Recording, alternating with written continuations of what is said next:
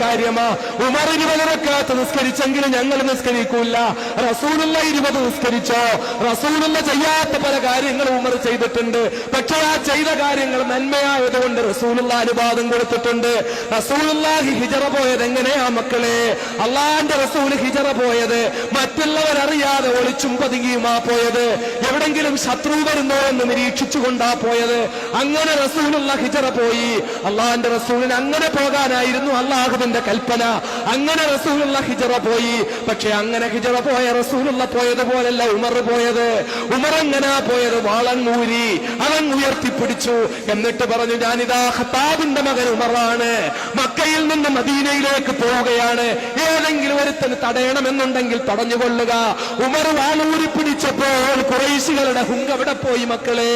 ഉമർ ഊരിപ്പിടിച്ച വാളിന്റെ മുമ്പിൽ ആരും മിണ്ടിയില്ല. ഉമർ പരസ്യമായിട്ട് ഹിജറ പോയി. എന്നാൽ എപ്പോഴെങ്കിലും അള്ളാന്റെ റസൂല് പറഞ്ഞോ, ഉമർ ഞാൻ പോയതിനെതിരായിട്ട് പരസ്യമായി പോയത് ശരിയായില്ല എന്ന്? സഹാബാക്കളിൽ നിന്ന് എന്തെങ്കിലും ഒരു നേരിയ കാര്യം റസൂലുള്ളാഹിക്ക് ഇഷ്ടപ്പെടാത്തത് കണ്ടാൽ അപ്പോഴായത്തിറക്കുന്ന അല്ലാഹു റബ്ബുൽ ഇസ്സത്ത് ഉമർ പരസ്യമായിട്ട് ഹിജറ പോയതിനെ വിമർശിച്ചുകൊണ്ട് ആയത്തിറക്കിയോ?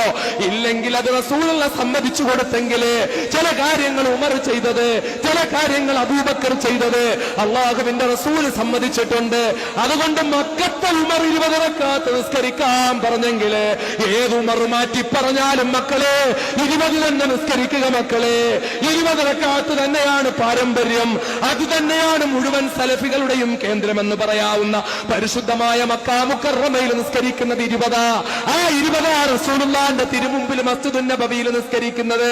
എന്നിട്ടും പോരാഞ്ഞു പിന്നെ രാത്രിയിൽ അവർ ഖിയാമുൽ ലൈൽ വേറെ നിസ്കരിക്കുന്നത്. ഇങ്ങനെയുള്ളപ്പോൾ പിന്നെന്തിനാ 8 ചുരുക്കുന്നത്?